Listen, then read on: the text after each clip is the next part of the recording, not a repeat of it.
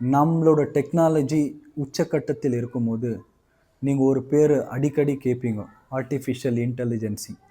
நம்ம வேலை செய்கிற இடத்துல ஆகட்டும், நம்ம ஒரு சாஃப்ட்வேரை டவுன்லோட் பண்ணும்போது ஆகட்டும், இல்லை இந்த மாதிரி யூடியூப்பில் ஒரு வீடியோ எடிட் பண்ணுறது ஆகட்டும், நம்மளுக்கு எல்லாமே ஆர்டிஃபிஷியல் இன்டெலிஜென்சி இதோட வார்த்தையை நம்ம எதுக்காக அடிக்கடி யூஸ் பண்ணுறோன்னா, நம்மளோட ஃப்யூச்சர் முழுவதும் ஆர்டிஃபிஷியல் இன்டெலிஜென்சியோட அட்மினிஸ்ட்ரேஷன் அடியில் தான் போகுது. ரோபோட்ஸ் தான் நம்மளை ஆள போகுது. இதை எதுக்காக நான் இவ்வளோ ஸ்பெசிஃபை பண்ணி சொல்கிறேன் அப்படின்னு நீங்கள் நினச்சிங்கன்னா, நம்மளுக்கு 2 சான்ஸு தான். ஒன்று, ஆண்டவராக இயேசு கிறிஸ்துவின் 2ஆம் வருகைக்கு முன்பாக ரகசிய வருகை அப்படின்னு ஒரு வருகை இருக்குது. வருகைக்கோஸ்கரம் தான் ஒவ்வொரு நாளும் நம்ம ஆயத்தப்பட வேண்டும். அதாவது அந்தி கிறிஸ்து வருவதற்கு முன்பாக ஆண்டவராக இயேசு கிறிஸ்து ரகசியமாக வந்து அந்த சமயத்தில் ஆயத்தமாக இருக்கிற எல்லாரையும் பரலோகத்துக்கு கொண்டு போவார். ஒருவேளை அந்த சான்ஸை நம்ம மிஸ் பண்ணிட்டோம்னா அந்தி கிறிஸ்துவின் ஆட்சி காலத்தில் மாட்டிக்கொள்வோம். அந்தி கிறிஸ்துவின் 7 வருஷ கால அரசாட்சிக்கு பின்பாக ஆண்டவராக இயேசு கிறிஸ்துவின் பகிரங்க வருகை வரப்போகுது. அந்த பகிரங்க வருகைக்கும் நம்ம ஆயத்தப்பட வேண்டும். ரகசிய வருகைக்கும் ஆயத்தப்பட வேண்டும்.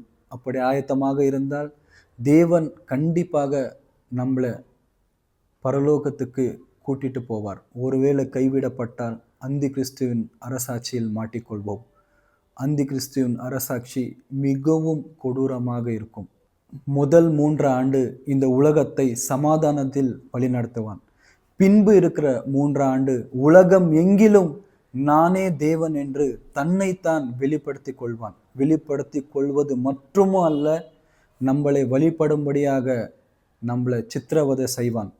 ஒருவேளை நம்ம வழிபடவில்லை வேண்டும், ஒரு குறிப்பிட்ட டைம்ல உலகத்தில் இருக்கும் எல்லா மக்களும் சாஷ்டாங்கமாக நமஸ்காரம் பண்ணணும்னு கட்டாயத்தில் தள்ளப்படுவோம்.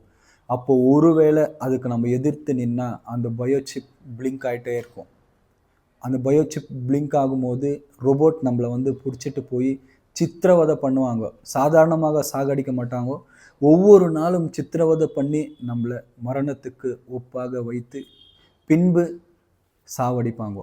இந்த காலகட்டத்தில் நம்ம மாட்டிக்கொள்ளாமல் முடிந்த அளவுக்கும் ஒவ்வொரு நாளும் ஆவிக்குரிய வாழ்க்கையிலே நம்ம ஸ்டெப் பை ஸ்டெப்பாக வளர வேணும். நம்மளோட பாவத்தை அறிக்கை விட்டு ஆண்டவராக இயேசு கிறிஸ்துவின் வெளியேறப்பட்ட இரத்தத்தினால ரட்சிப்பு பெற்றுக்கொள்ள வேண்டும். அது மட்டுமல்ல, ஞானஸ்தானத்தை எடுத்து தேவனுக்காக வாழ வேண்டும்.